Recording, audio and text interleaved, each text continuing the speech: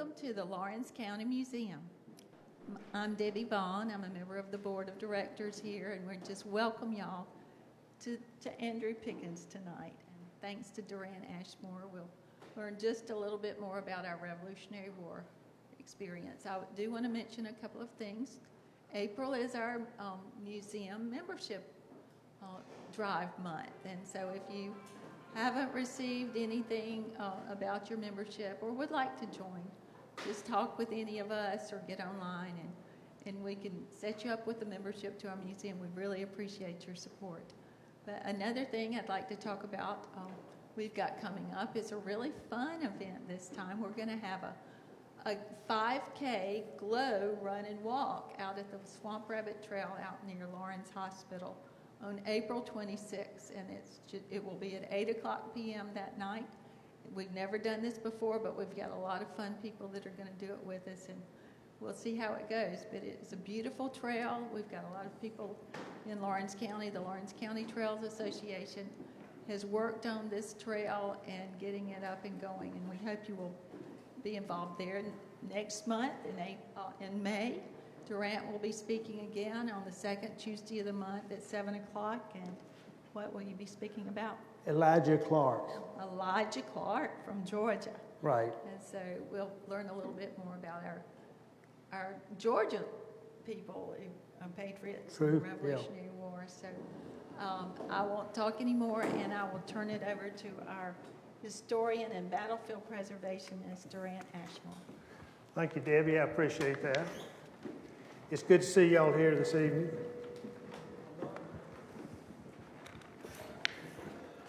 Tonight we're going to be talking this testing. Does that sound all right to everybody? Testing.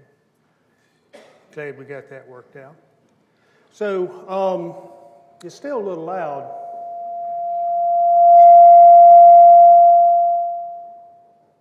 Testing. This seems better. Y'all can hear okay, I assume? Okay, so tonight we are going to talk about a man with many nicknames, Andrew Pickens. One of his frequently used names is the Fighting Elder, and he comes by that name deservedly so. Andrew Pickens helped to found 4 Presbyterian churches in South Carolina, and he was an elder at every one of these churches. And I'll be talking about Andrew Pickens' faith throughout the discussion this evening. Another of his nicknames is Esteemed Warrior. And Andrew Pickens received this nickname from his enemy. And that enemy would have been the Cherokees. The Cherokees respected Andrew Pickens so much that they gave him the title of Scayagunsta, which means esteemed warrior. Now, a little bit of a twist to that name. In the 1920s, there was a linguist who looked at the term Scayagunsta, and he decided that term meant wizard owl. So that fella has given Andrew Pickens that nickname, and it is kind of stuck, except Dennis Chastain is convinced, and whatever Dennis says I totally agree with, that was a mistaken translation. And we know this, that there are 5 or 6 other Cherokees warriors who have been given the title of Scayagunsta. So we know that is a term that does mean esteemed warrior. So talk to you a little bit about Andrew Pickens' life. Andrew Pickens was the ultimate South Carolina pioneer. Now, I've told you about the 4 churches that he helped to build. And the first one was in the Waxhaws, which is located right here. The Waxhaws is between the Cheraws and the Catawba Indian Reservation, which is right here. So he moved down with his family when he was a lad. And he and his father helped to build the Waxhaws Presbyterian Church, along with the Pickens family, who moved down from Augusta County, Virginia, was his childhood friend and friend for life, his best friend, Robert Anderson. And throughout Andrew Pickens' career, every time that Andrew Pickens got promoted, and he got promoted all the way up to Brigadier General, Robert Anderson was right behind him one step of the way. And they lived together in the Waxhaws. During this time, the French and Indian War occurred, 1758 to 1761. And now Andrew Pickens is a young man of about 18 or 19. And he fights with the British colonial militia during that time in the First Cherokee War. And he got his experience fighting with the Cherokees, fighting against the Cherokees, fighting with Francis Marion, for instance. So many of the officers who served in the American Revolution also served in the First French and Indian War, and Andrew Pickens was one of those men. So after that war was over, he got to know the backcountry of South Carolina.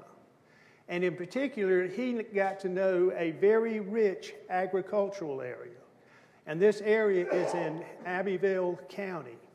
It's where the Long Canes community is, where Long Canes Creek is.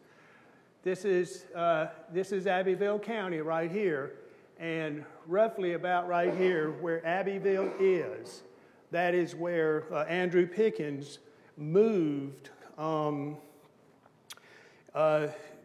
set up his plantation there. He had a plantation.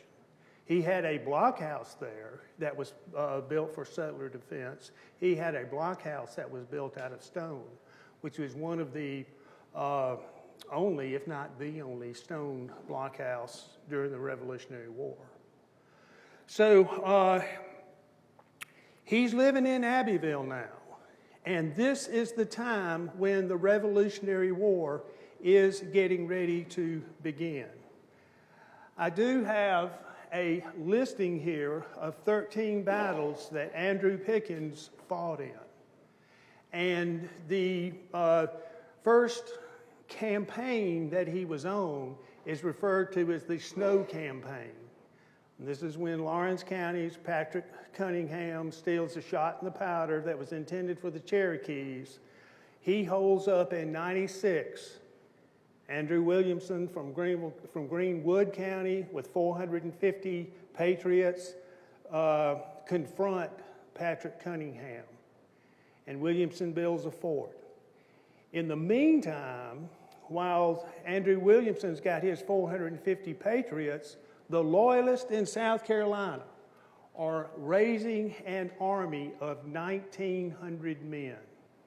And those 1,900 men now surround and besiege Andrew Williamson's 450 patriots.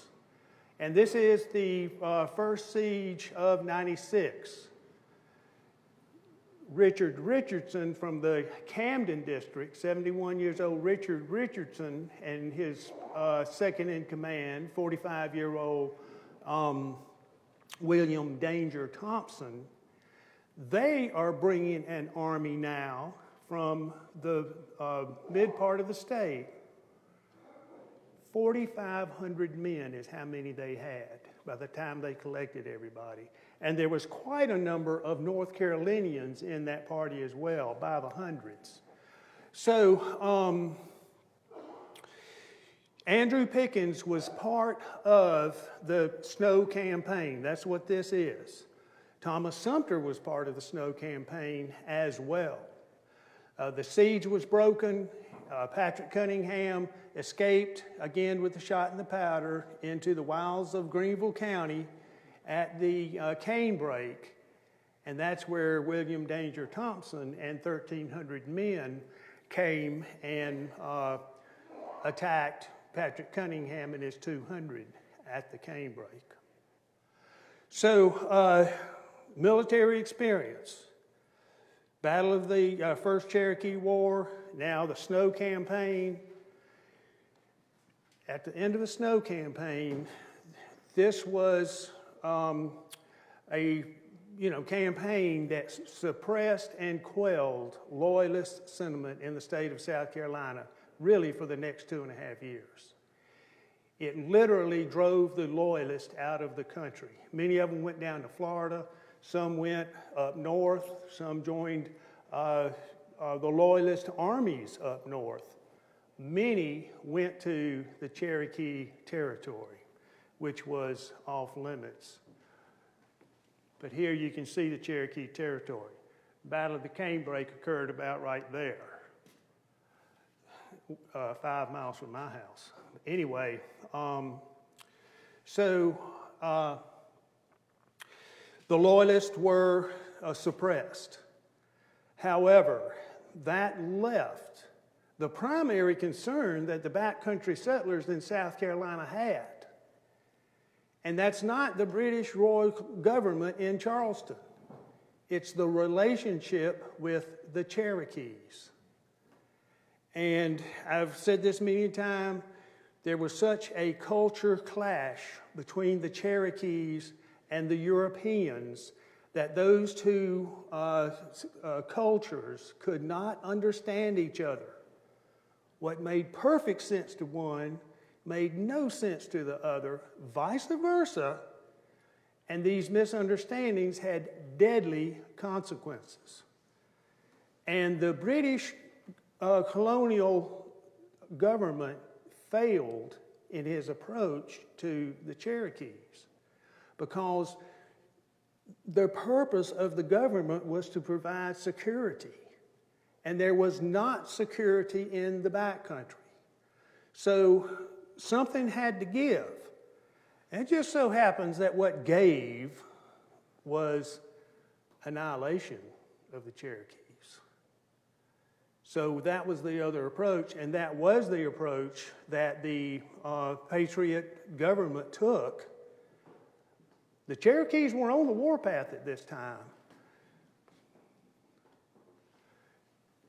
There was a series of blockhouses all along the Cherokee territory.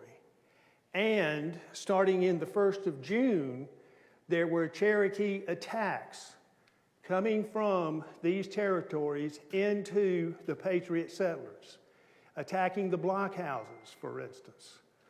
So, June the 1st, the Hampton Massacre. The next day, the Height Massacre. Massacre after another. July the 15th, 1776, 11 days after the Declaration of Independence, from Richard Parris's plantation in downtown Greenville, where the Grand Bohemian Hotel is, that's where Richard Parris had his plantation. 88 Cherokees and 102 Scofielites. A Scofielite is a European fella dressed up as a Native American fella. These are loyalists who were dressed as Cherokees, 102 of them, 88 Cherokees. They come down from Richard Parris's plantation, down the Reedy River, and they attack 12 miles from here at Fort Lindley, July the 15th, 1776. That attack was repulsed. But the war is on. And Andrew Pickens is part of this war. Thomas Sumter's part of it. Andrew Williamson, remember these names because they're going to come up a little bit later on. Leroy Hammond, John Thomas Sr., Thomas Neal from York New Acquisition. Leading men in the backcountry are now leading armies into Cherokee territory with the goal of extirpation. That's what the Patriot leaders put out there to the backcountry settlers as the reason to associate and join up with them, was extirpation. So there were two places that the Cherokees were using as staging grounds for their depredations into the backcountry. Did I mention that there were 61 settlers killed along this line? There were. And one of the places they were leaving from was the Paris Plantation. The other one was East Seneca. Seneca was the closest town. It's about right up in here. Well, it's the Clemson campus is what it is. Seneca was the closest town to the settlers that the Cherokees had, and that was a staging ground that they were leading their attacks. And there was a fellow there named Alexander Cameron who was the assistant British agent. Now, many people say, oh, the British agents, they're the ones who fomented the Cherokees going on the warpath. And it's really debatable whether Alexander Cameron was for or against that.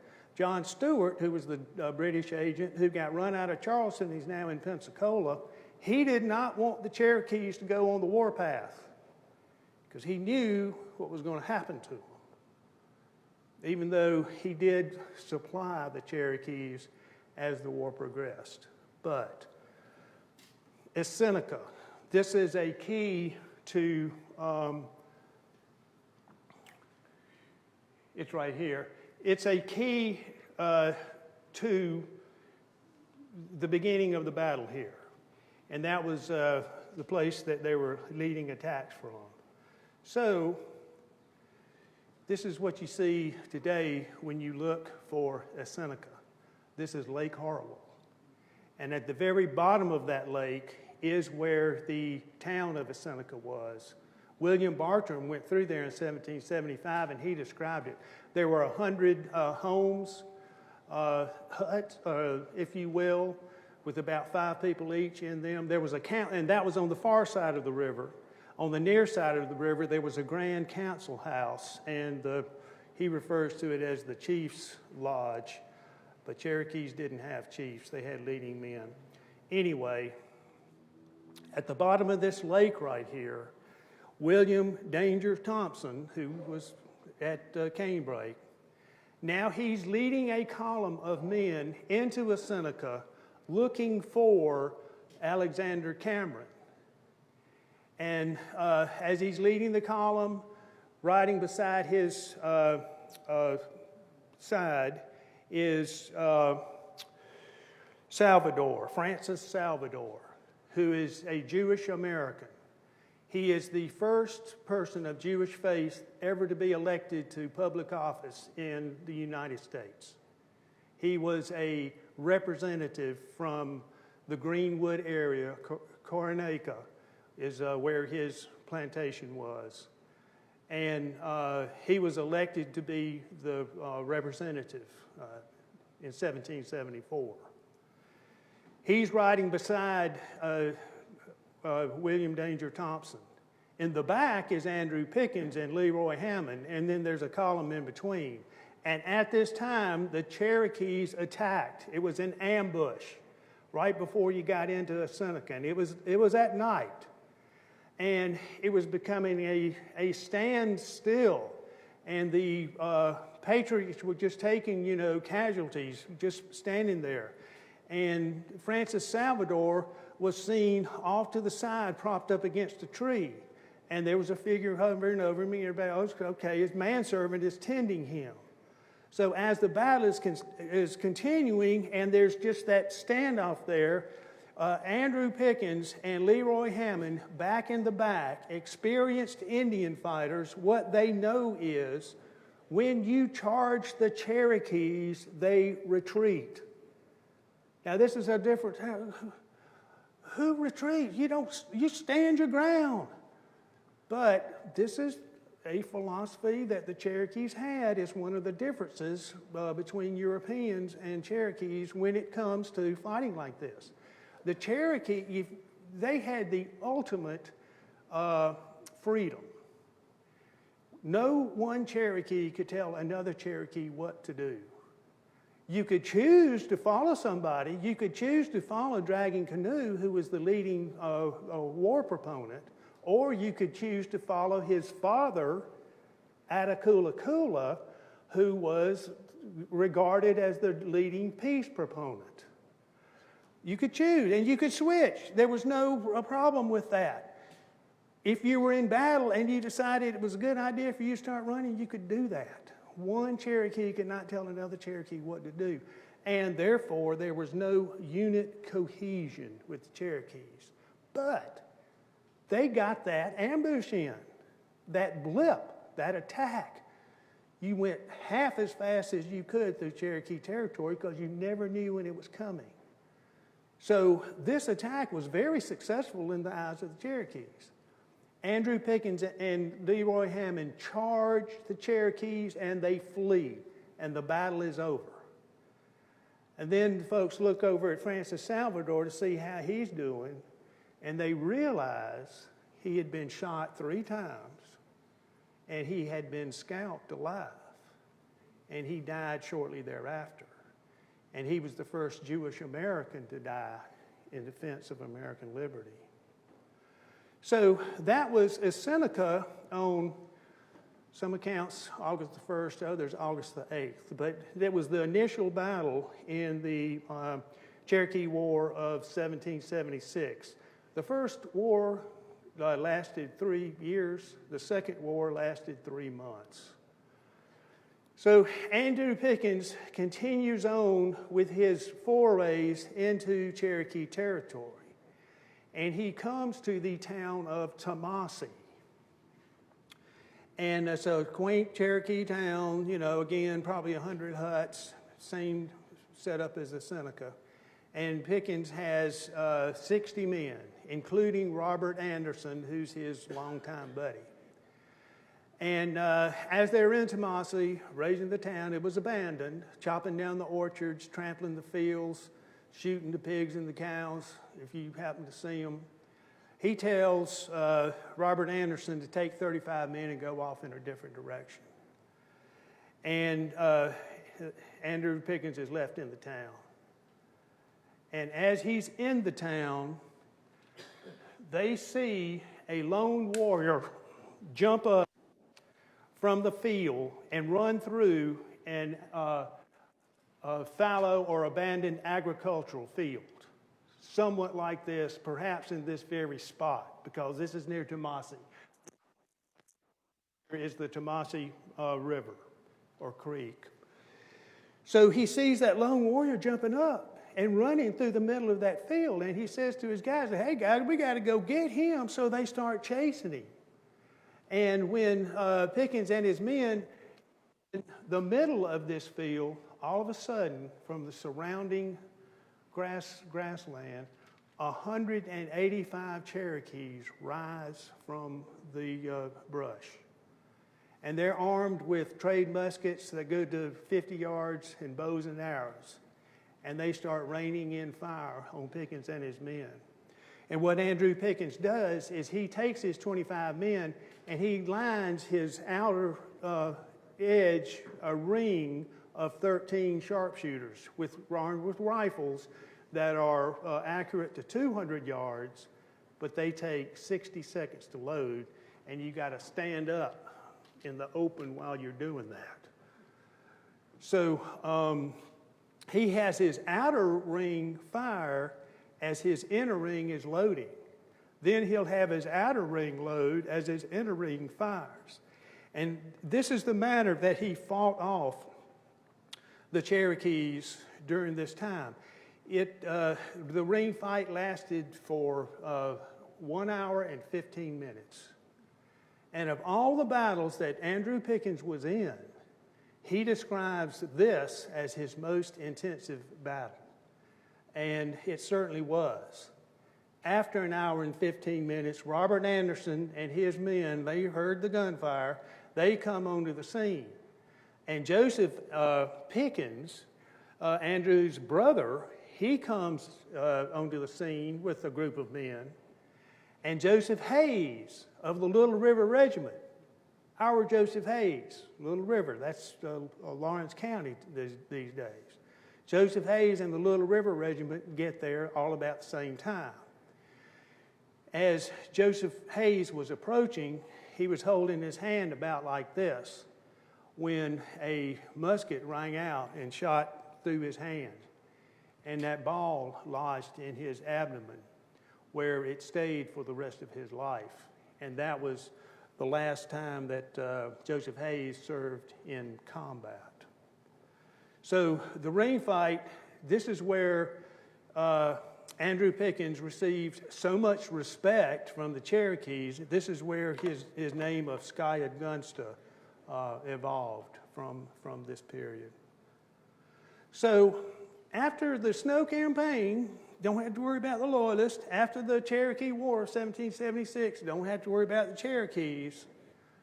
The 16 Cherokee towns in South Carolina were destroyed. 16 in North Carolina, 1 in Virginia, several in Georgia.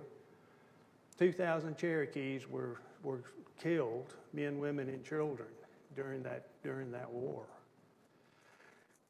There was a period of relatively calm in South Carolina for 2.5 years. Thomas Sumter was so bored, he resigned. He retired, went back to his store on close to Nelson's Ferry.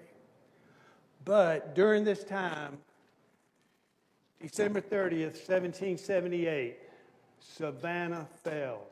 Savannah fell to the British, and now the British had a toehold in the South. The fall of Savannah was as important a battle as any in the Revolutionary War for the effect that it had.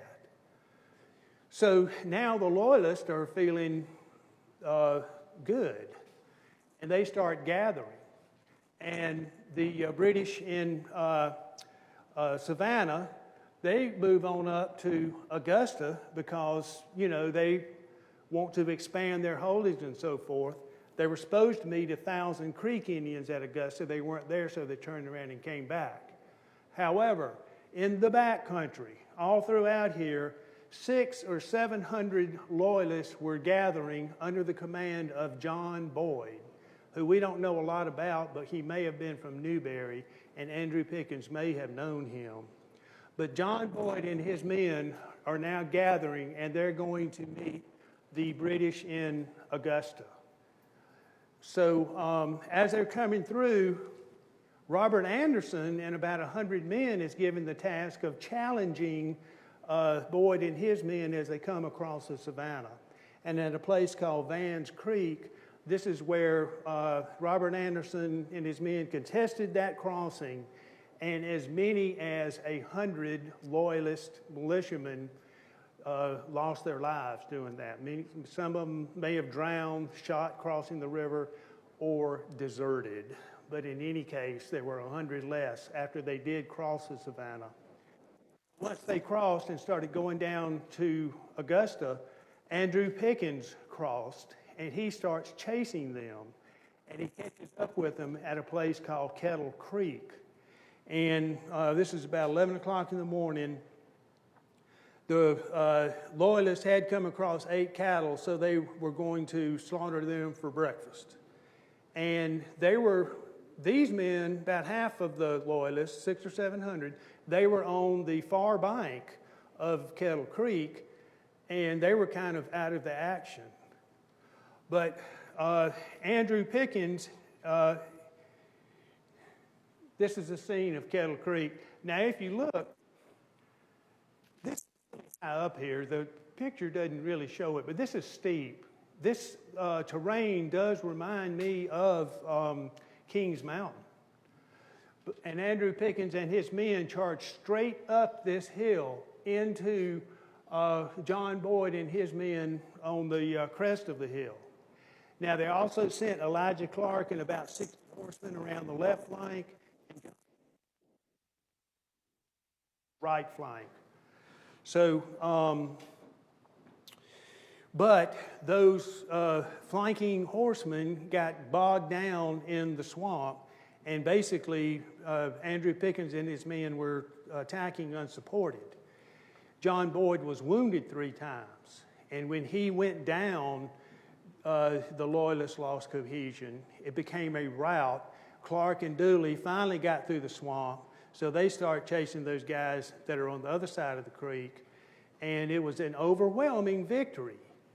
About 200 or 300 loyalists limped into Augusta. When they got there, they realized that the British had left because the Creeks never showed up. So it was just kind of a comedy of events.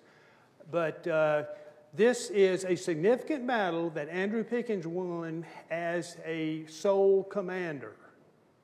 Now, I will tell you this. One characteristic that Andrew Pickens had was that he could give orders better or as good as anybody. And there are a lot of people that can give good orders. He could take orders as good as anybody. And there's a lot of people out there that can take good orders. But there's not a lot of them that can give good orders or take good orders. He was one of those men. He was a very special guy. And another thing, talking about Andrew Pickens' character. Andrew Pickens was a true Christian warrior. He lived his life as a Christian. He fought in battle as a Christian. And, I mean, that didn't mean he was soft when it came to fighting an enemy. He was as in the thick of things as anybody ever was in these battles that he fought in. But his enemies knew he fought as a Christian warrior. And one of his examples is at Kettle Creek, when John Boyd was shot 3 times, dying on the battlefield. Andrew Pickens went to him and comforted him. And the story that is passed down through the Pickens grandchildren, this is not the kind of story that may make the newspaper. But the story that the grandchildren passed down is that John Boyd gave Andrew Pickens a brooch, I believe, could have been a ring, but a brooch to give to his wife.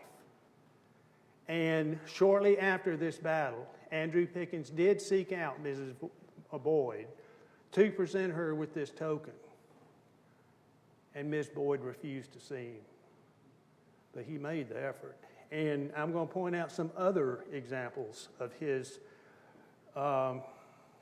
Christian behavior on the battlefield. Because his enemies knew that he had the reputation for fairness. He will treat you right. So,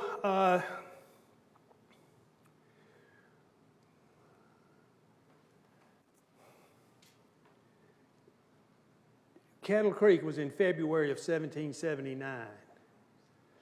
I told you about the toehold that the British had in Savannah, but it took 14 months for them to get the logistics right so that they could transport 8,000 men from New York down to Savannah. Now it was or South Carolina, because those 8,000 men landed on the north shore of the Edisto, unopposed. And after a couple of months, they were able to take Charleston. And Charleston fell May the 12th, 1780. And the British gave the militiamen in South Carolina the option of laying down their arms, going home, and they will be treated as a neutral. And the British would give protection to these individuals who did that, so that their neighbors wouldn't come slit their throat in the night or things like that. So many militiamen took the British up on this proposal. Andrew Williamson, the general who led the Cherokee War of 1776, the general, he lays down his arms. Leroy Hammond, colonel, he lays down his arms. John Thomas Sr., who founded the Spartan Regiment and was the tip of the spear in the Cherokee War of 1776, he lays down his arms. Andrew Pickens laid down his arms. Now, why are they doing this? the British have promised them, and they've got the troops to back it up, have promised them security. This was the issue that these men had, was the relationship with the Cherokees. The Cherokees, they're out of it. So these leading individuals from 1776 are now declaring themselves neutrals. So, there was a terrible battle at Camden. That was the Continental Army got completely destroyed.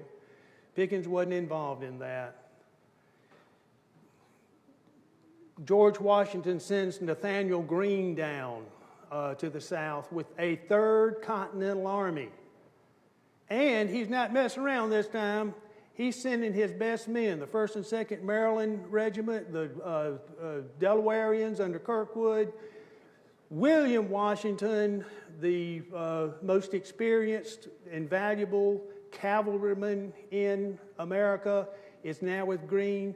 Light Horse Harry Lee and his Legion, top-notch fighting group, they're all with Greene coming down to confront Cornwallis and Tarleton and army, and Daniel Morgan camps at Grindal Shoals. During this time, there's turmoil in the backcountry. There are loyalist groups. Britain is ascendant. They've got these forts at Charleston, Georgetown, Camden, 96. These are strong forts, impregnable. And from these forts, they're sending out raiding and plundering parties. It's very unsettled in the backcountry. But Andrew Pickens, he's there for security. You protect me, and I'll lay down my arms. At some point in early December, we don't know who did this, and I definitely have my theories on this. I'm waiting for the world to discover this, but that's another story. Andrew Pickens' home and plantation gets plundered. His family gets abused in early to mid-December of 1780. His next-door neighbor, James McCall, who is an absolute leading patriot and a hero and a half, James McCall has his entire homestead destroyed. There's no peace and security in the backcountry. And Andrew Pickens went to one of the officers at Whitehall, Williamson's plantation, and says, "You have broken your promise to me. You are at fault. I am no longer bound by my parole. Tomorrow you are my enemy." And that officer could have arrested Andrew Pickens right then and there, but he didn't. He watched him turn around and go out. And where he went was to Daniel Morgan's camp on the Packlet River in Spartanburg County. Andrew Pickens, the hero of Kettle Creek, the hero of the ring fight, he has come into Daniel Morgan's camp. Daniel Morgan's got 1,000 Continental soldiers at his camp. And Andrew Pickens, as he's coming in, hundreds of patriots are coming in with him, to the tune of 1,000 patriot militia by the time the battle starts at Cowpens. Because this is what we're talking about. Andrew Pickens coming in to Daniel Morgan's fold at Cowpens with 1,000 men. So as the Battle of Cowpens progressed, this is one of the most interesting and brilliantly fought battles in the American Revolution. This battle is taught to this day at West Point. And it's a true example of Daniel Morgan's genius. He understood the militiamen. He understood how to deal with them. He understood Banastre Tarleton, because Banastre Tarleton has lost his last battle fighting against these militiamen. And they told him what they needed to do so they could beat Tarleton. This all came in with Daniel Morgan's plan. So what he did, here we have the British regulars. And this is the best of the best. The second regiment of foot, that is the best of the best. It's one battalion. It's half of this regiment. The other battalion was somewhere else. Foot, a 300-year history. However, they had a bunch of newbies here. They weren't the best. The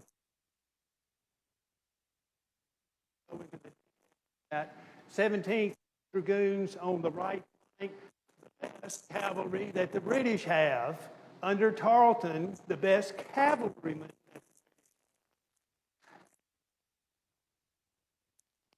of the British Legion, the best. So the British aren't playing around here, but neither is Daniel Morgan. So skirmishers are, and their duty, their job, is to slow down the British as they approach. The British are coming in column formation. The skirmishers force them to go into top formation. This slows them down. And the skirmishers have the instructions to shoot for the epaulets, to kill the officers. And this was a plan that Morgan put into effect at Saratoga with very great effect. So now he's repeating that here in Cowpens.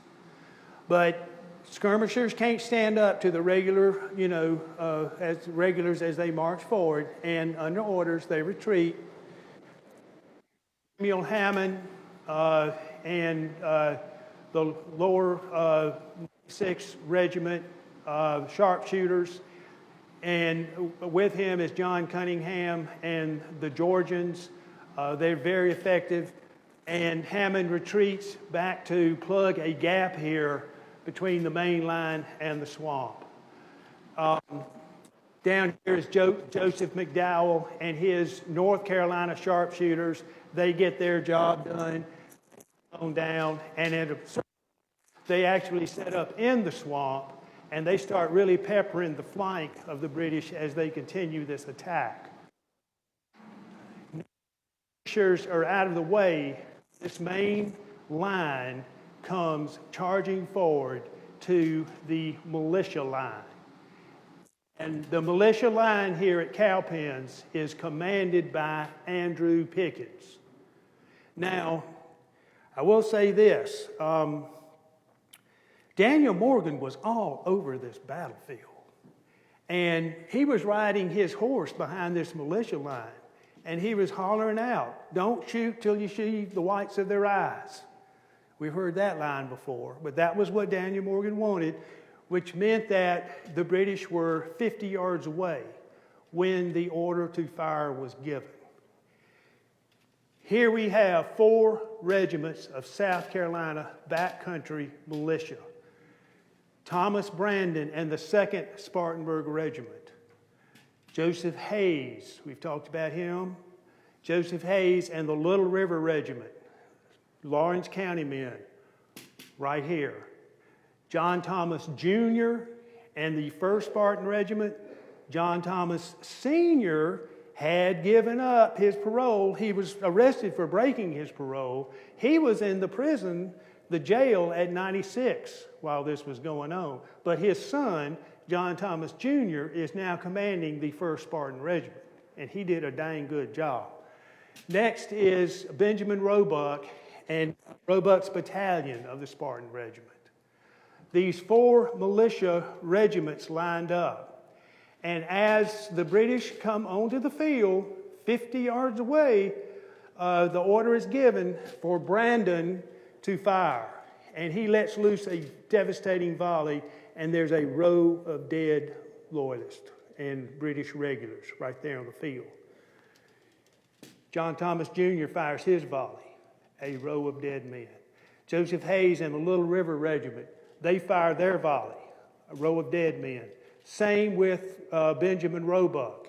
By the time those 4 regiments fire their volleys, Brandon's men, particularly the ones with muskets, are loaded in, and half of them fire and British casualties on the militia line than anywhere else in this battle, which many say lasted 18 minutes. But the burial parties after the battle was over, they said that those lines of dead redcoats laying in the field like that was a singular event, meaning that they'd never seen anything like that before or since. So then,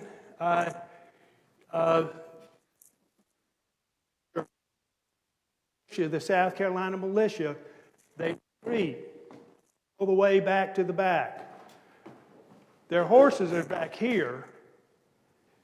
Daniel Morgan knew that if the battle had gone badly, the militia, and he gave them that out.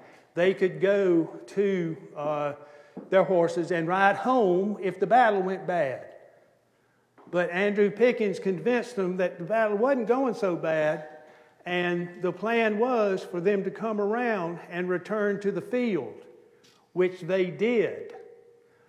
And as they were doing that, this is when the 71st Regiment of Foot came onto the field, and they start pressuring, and they start to outflank the Continental line, and the order is given, excuse me, the order is given to refuse the right flank. So you turn like this, and now you can meet a flanking enemy coming at you. You don't want, if you don't turn, you're going to get enfiladed, and that's the worst disaster that can happen. So they were supposed to turn like this. However, that order was misunderstood. And as these fellows start falling back, the rest of the Continental line says, we're retreating. So they start falling back. When Daniel Morgan saw that, he went up to, and this is Morgan Hill. This is where Daniel Morgan observed the fight when he wasn't riding all over everywhere giving orders. But he went up to John Edgar Howard and said, "Are you defeated, sir?" And John Edgar Howard says, "Do those men look defeated to you?" And Daniel Morgan said, "Well, no, they don't. Have them meet me right here at this spot, and where I'm going to be on the hill." So as these men are retreating, they are loading. They're retreating. They're not retreating in a mob. They were in order. And when they get to Daniel Morgan, he tells them, "Turn and fire," because the 71st Regiment of Foot and the other remaining regulars who don't have their officers now controlling them, they are coming on like a mob. And Morgan gives the answer, the direction to turn and fire. And they turn, and it's no closer than y'all are to me. 15 yards. It was point blank range. And it was a decimating fire. And the 71st Regiment of Foot was just literally stunned. They stopped. They were shocked. And the Continentals, they've got bayonets. They start bayoneting. By this time, Pickens and his men have come all the way over to the left flank of the British forces. And they have cut them off on this side. And at that time, William Washington in the 3rd Continental Light Dragoons is on this side of the battlefield, along with other militiamen. And now they've got the British cut off on this side. And it is a double envelopment, one of the 3 double envelopment battles in history. So, and this is another reason that Cowpens is studied the way that it is.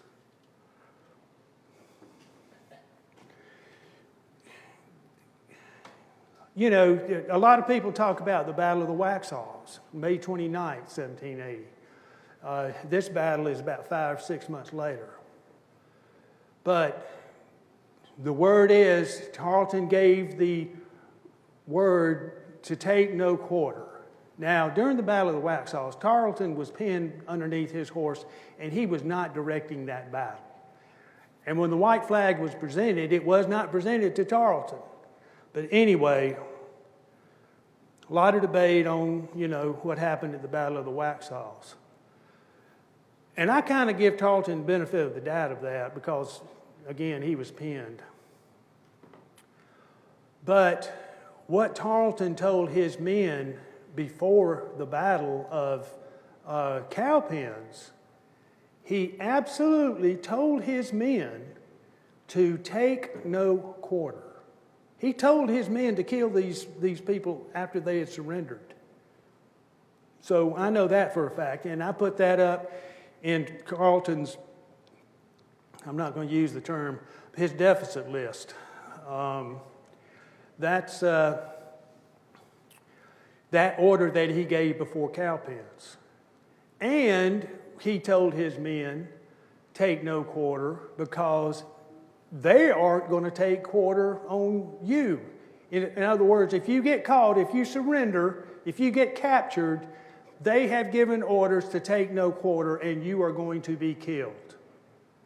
So this is one of the impressions that the 71st Regiment of Foot was fighting over, to take no quarter, because they were going to receive no quarter. And as Andrew Pickens was in this battle, knowing that he was a benevolent Christian warrior, 7 of the officers approached him and gave him their swords. They surrendered. 7 officers surrendered to Andrew Pickens because they knew he was a fair and honorable man. So another of the soldiers, I think his name was McAdamson, I'll have to double check that, he gave his sword to John Edgar Howard. He said, I surrender, will you take my sword? And John Edgar said, oh sure, okay, I got it, now go to the back. Well, the guy stood there holding his bridle. I got your sword, go to the back. And the guy still stood there. He said, what's up with you, man? What's the deal? He said, we were told that you were going to give no quarter. And he wanted to be right next to that officer who could control his rabid men, which is what he was expecting. And he said, well, we're not going to do that. And so McAdamson's the one that says, well, we weren't expecting quarter because we were told not to give quarter. So that's just a little aside, and it's one of the stories about Cowpens, and it's where Andrew Pickens fought so very well. He fought so very well at Cowpens, he was promoted to general right after this battle. And this is also the time when the race to the Dan began. Of those 500 captured British regulars, the best of the best, Daniel Morgan, Nathaniel Greene, they wanted to whisk those prisoners away and get them into the prison camps in Virginia as fast as they possibly could. And Greene realized, Greene was the quartermaster for George Washington. He realized how important properly supplying an army was. And Greene knew that he was not properly supplied. And they won a big battle and everything at Cowpens. But we had to get those prisoners away. It's going to take a lot of men to guard those prisoners. We've got to get away to Virginia to resupply. Virginia was the breadbasket of the Revolution. There wasn't activity in Virginia till the very end, the Yorktown campaign, and Benedict Arnold burned Richmond later. So that was the breadbasket. And so Greene and Morgan decided that they wanted to go across the Dan as fast as they possibly could to resupply and lock up those prisoners. So how are you going to guard 500 of the best British prisoners that they have? And that task was given to Andrew Pickens and the South Carolina militia. 'Cause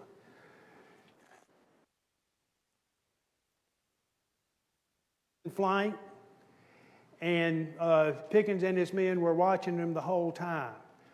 The race to the Dan is one of Nathaniel Greene's most brilliant moments. Now, there wasn't any big battle until Guilford Courthouse, and this was after they came back from the Dan. The whole race to the Dan campaign is fascinating, and Greene did an excellent job there. Pickens and his men were screening.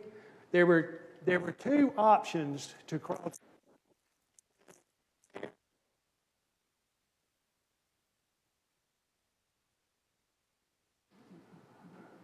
Okay, sounds like it's fading in and out to me. Well, something about how I hold my head, I guess. So, Greene and his men could either ford or ferry closer to the coast, or if they went closer to the mountains, they could ford because the river would be more shallow. And Greene wanted Cornwallis to think that he was going to the western approaches, and he was screening that whole way. But what he had done was sent one of his engineers all along the Dan River collecting boats. And they had collected boats primarily at two different spots, Irwin's Ferry and I forget the other one. So as Cornwallis was trying to go to the western fords, Greene all of a sudden made a quick dash to Irwin's Ford and so forth. So this was going on while the race was occurring. Do want to talk to you a little bit about Powell's massacre. John Powell was a loyalist doctor who had raised about 100 loyalist militiamen to join up with Bannister Tarleton, who was wearing green jackets. Well, also in this area, the same area, was Light Horse Harry Lee, and Andrew Pickens was with him. So, excuse me, as Light Horse Harry Lee and Pickens were marching down the road, all of a sudden two loyalist militiamen come up and approach them. And these militiamen look at Light Horse Harry Lee. Now, Light Horse Harry Lee is also dressed in green, and his men are. See, Tarleton didn't have a lock on that color scheme.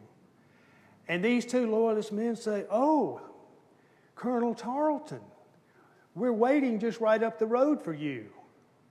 And so Light Horse Harry Lee looks at him and says, "Well, okay, we've got to move on down the road here. Have your men stand off to the side and let us pass, and then you can fall in behind us or whatever." So they come around a bend, and there is John Powell's militiamen standing on the side of the road, waiting for Bannister Tarleton to pass them. And Light Horse Harry Lee's at the front of the line, and he comes on down, and all his men are behind him, and they move on down. And, Lee's like, "Oh, you're a fine-looking young man. Where are you from?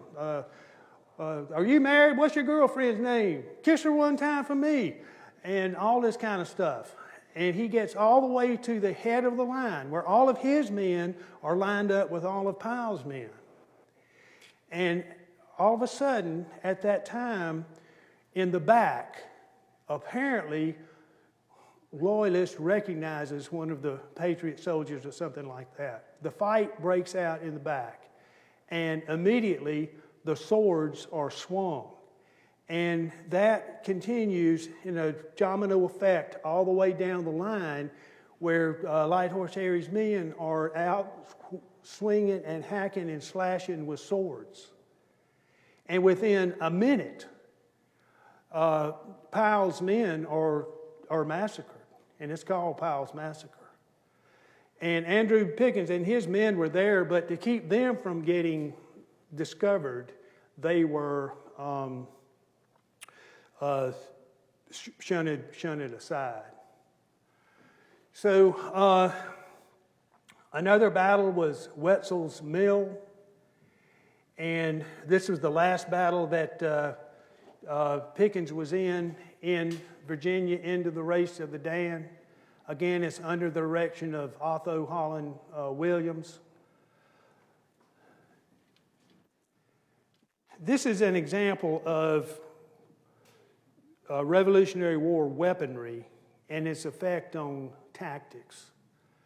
So, as Tarleton and his men were approaching Otho Holland Williams and his men, this entire force, Otho Holland Williams thinks it's the best thing to do is to retreat, which that's a lot of times it is the best thing to do. So he sends his best men, the 1st and 2nd Maryland regiments, best in America, he sends them on ahead. And then he has Campbell and his Virginia militiamen cross. Then he has the cavalry cross. And then he has Andrew Pickens and his men here as a rear guard, armed with their rifles, accurate to 200 yards. Here is regulars armed with muskets, accurate to 80 yards. So what's the big deal? Hey, you got 200 yards right here that you can hold off the enemy, except that it takes 60 seconds to load those rifles. And the thing of it is,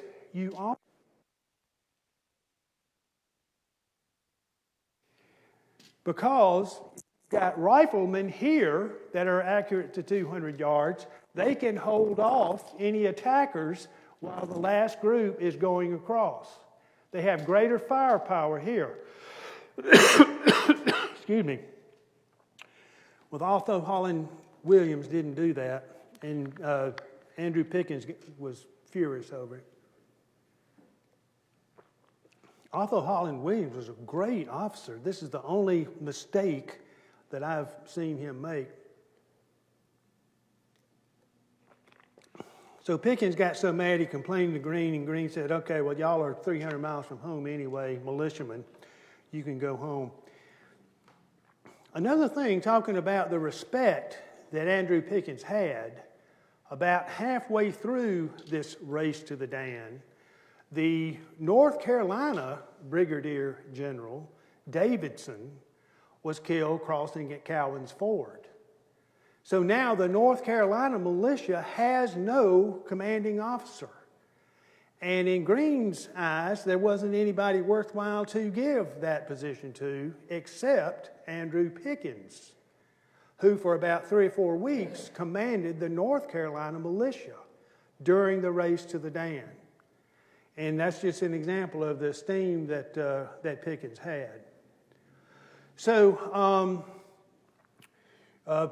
Pickens comes back home, and again, with him being away, now the backcountry is in turmoil.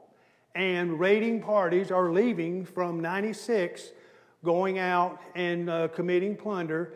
This is when Dunlop's defeat occurred, but Pickens wasn't involved in that one. Pickens was not at Guilford Courthouse because they had been sent back to South Carolina. But after Guilford Courthouse, that wonderful victory that Greene had, Cornwallis starts retreating back to Wilmington. Cornwallis chases him for a little while, finds out he's going to Wilmington for sure, and then Greene comes back into South Carolina. And he attacks Lord Rawdon at Hobkirk Hill. That was a tactical defeat for Greene, but a strategic victory. The 4 battles that Greene had, Guilford Courthouse, Hobkirk Hill, 96, Eutaw Springs, he lost every one of those battles by the book because the British did keep the field. But he won every one of those battles strategically because the British retreated after every single one of these battles. They retreated after Guilford Courthouse. After Greene technically lost at Hobkirk Hill, Lord Rawdon burned Camden and retreated. So now Greene has his sights on 96. And Andrew Pickens is in the area. Light Horse Harry Lee is down here with Francis Marion. Green recalls Lee. Light Horse Harry Lee, he needs to get a whole lot of credit for this series of next 2 or 3 weeks. When Light Horse Harry Lee captured 6 British forts, one right after another. And he did it, every single one of them, he did it in a different way. The Fort Watson, Fort Mott, he captured that with Francis Marion. They worked together on that. Lee is now recalled to meet with Pickens, but on the way up there, he takes Fort Granby, who Sumter had tried to take twice and couldn't do it. Now Lee takes it. Then he takes a fort on the Savannah River. The name escapes me right now, but all of these campaigns should be discussed at length because they really are fascinating. So now he joins up with Andrew Pickens at Augusta. And at Augusta, there's 2 Loyalist forts, Fort Grierson and Fort Cornwallis. And so Pickens and Lee besiege these forts. And they do take Fort Grierson, who's named after a Loyalist colonel, a very unpopular Loyalist colonel. And so then they turn their attention on Fort Cornwallis. But in the meantime, one of Grierson's enemies who hated him so bad comes in and kills Grierson while he's a prisoner.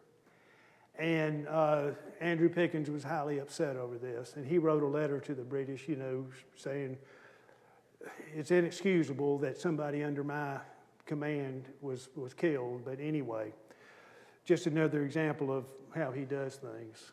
But Lee and Pickens were able to take Fort Cornwallis after they mounted a 6-pound cannon in a Mayhem tower and blasted the cannons that were in Fort Cornwallis. And now they come to 96. After Greene had been there for 2 or 3 weeks, the last week Pickens and Pickens and Lee were at 96. And again, that's a tactical defeat, strategic victory for Nathaniel Greene. After they break the siege, after Greene retreats from the siege at 96, he comes down to Fort Williams down here in Lawrence County, spends the night there, and then he moves on to the high hills of the Santee, where he's kind of resting because it's nice and cool there in the middle of the summer. The British keep 96 for a month. They bring in all the Loyalists in the back country, and then they take a grand caravan down to Charleston, where they live as refugees for the next 18 months. But the British Army in the field is now commanded by Alexander Stewart, and he's hanging around down here, and Greene's hanging around up here, and these two come together and they clash at Eutaw Springs. And this is the Battle of Eutaw Springs. Now, Greene is using Morgan's strategy of, lining your men up in successive rows, depth. And got the militia in front. So while Morgan was defense in depth at Cowpens, Greene utilized that approach again at Guilford Courthouse, defense in depth. Now Greene's got his men lined up, different lines, but this is offense in depth. Greene has this layout. By now, by the end of the war, the infantry, the militiamen are now armed with muskets, which is better suited to battles of this type. What I'm talking about right now is the maturation of the South Carolina militia. They are maturing to the point where they are trading shots toe to toe with British regulars. All along through here, the line with Andrew Pickens on the left flank, Francois de Malmedy and the North Carolina militia in the center, and Francis Marion and his regiments on the right flank. And Francis Marion is the commanding officer of the militia line. Andrew Pickens is taking orders from Francis Marion. Of course, he does quite well with that. So, trading shots back and forth. I mean, this was intensive fighting. The militiamen went into the battle with a cartridge box loaded with 16 cartridges. And they had one loaded in their muskets. By the time the battle was over, after 2 or 3 or 4 hours, they had expended all of those cartridges. They were picking up cartridges off of dead and wounded soldiers. But that's how many cartridges they had fired, during this battle. And they had really pushed the British back. The British retreated until they got into the British camp. They overrun the British camp. You've got the Continentals, the Maryland and Delawareans as the third line. When they got into the British camp, they started plundering what the British had in their camp. And what do the British have in their camp? Rum. So at the Battle of Eutaw Springs, the Patriot forces literally snatched defeat from the jaws of victory. And the British came back onto the field and took the field. William Washington got wounded here. During the battle, Andrew Pickens was on horseback, and he was directing his men when a shot rang out and hit him right here. And he got knocked off his horse. And his men began wailing at the death of Andrew Pickens. He was out cold. But fortunately, that musket ball hit right on the buckle of his sword and saved his life. If there was ever a man saved by the grace of God, he was Andrew Pickens. So he was wounded, and he recuperated from that, and he came back into the field. And his last campaign was the late Cherokee campaign. We talk about Bloody Bill Cunningham and what he did just right down here, 10 miles from here at Hays Station, where he brutally murdered, chopped to pieces, 18 men who had surrendered. But Bloody Bill Cunningham was not the first Bloody Bill in the back country. Because 2 weeks prior to that, on December the 1st of 1781, again, that's 2 weeks after, no, it was 2.5, anyway. December the 1st, 1781,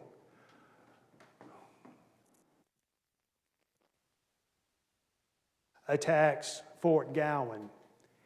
And there was 50 men and women there. They weren't prepared for defense. They ran out of ammunition. Bloody Bill Bates took the 10 men and tied them up. And he was going to take them into Cherokee territory. He was half Cherokee, half European, and he had a band of renegades with him. And they tied the 10 men up, and they were going to take them into Cherokee territory for very special treatment. As soon as the battle started, Major Buck McGowan sent his manservant to go get reinforcements. But as those men were tied up, they had to watch what happens to their wives and children. And those 40 or 50 women and children were all gruesomely slaughtered before their eyes. And Mrs. Abner Thompson, we don't know her first name, she was 20 years old.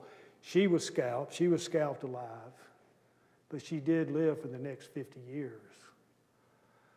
But those 10 men had to watch that. And now they were being led away. But as they were being led away, they were rescued by Major McGowan,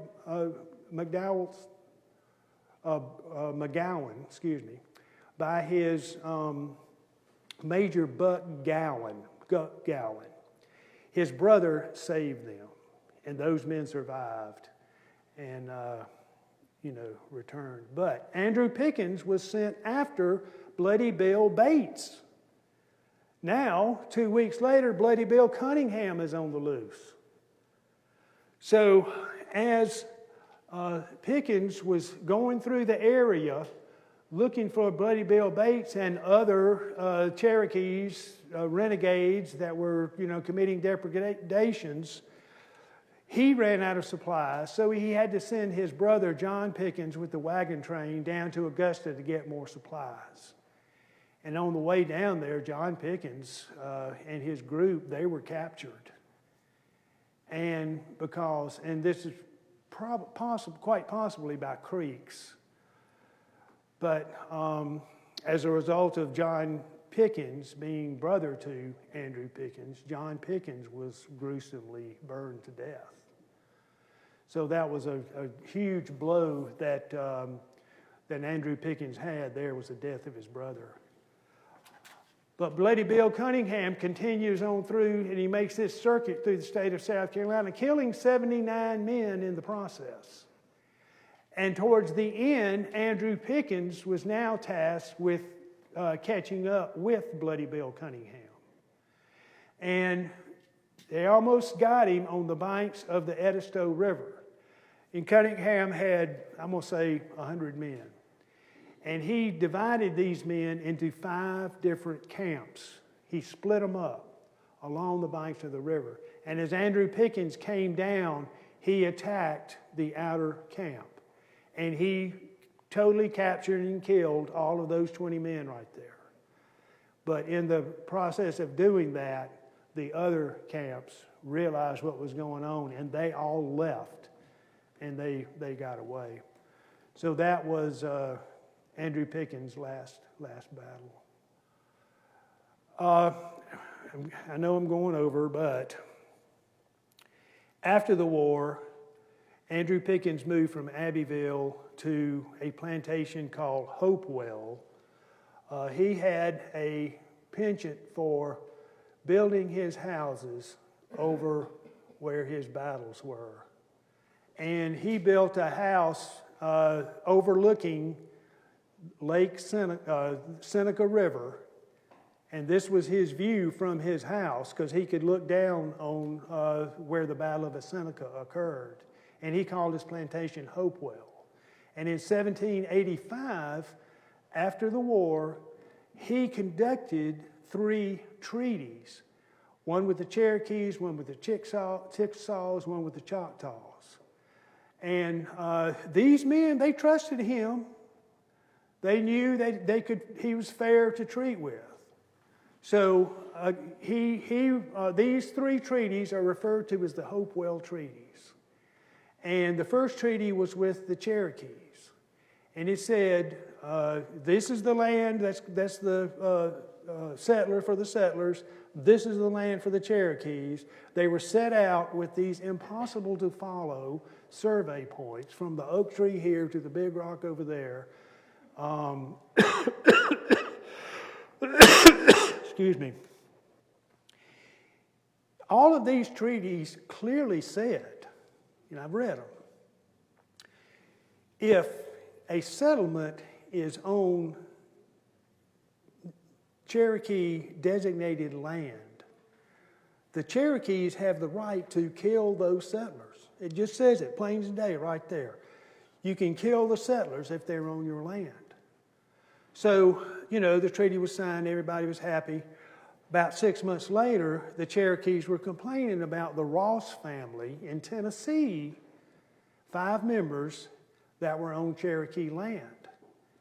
And those complaints didn't get anywhere, so soon enough, all the Ross family got killed. Well, John Sevier in Tennessee did not take very kindly to that. He really didn't take too kindly to somebody in South Carolina dictating what was going to be happening in Tennessee. You know how that goes. And John Sevier came through Cherokee territory again, and there were 95 Cherokees killed as a result of the Ross family being killed of 5. And so that's the end of the Hopewell Treaty with the Cherokees. It didn't last 6 months because somebody over here can't make an agreement for what happens over there. And this was just the whole history of the treaties all the way through. There were 24 of them, 32 of them. There were a couple of them that were successful, but most of them weren't.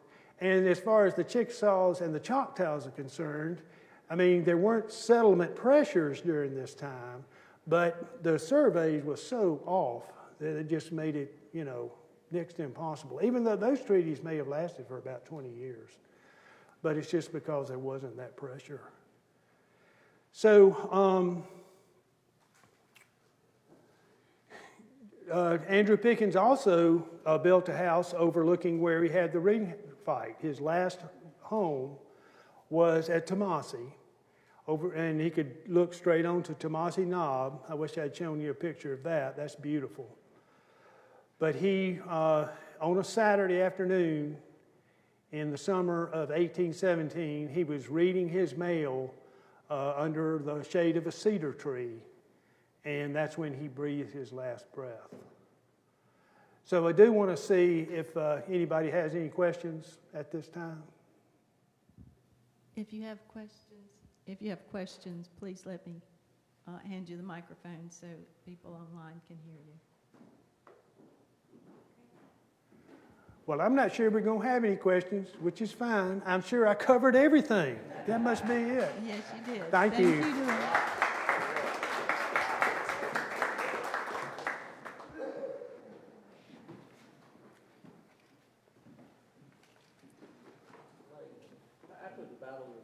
Now you ask a question.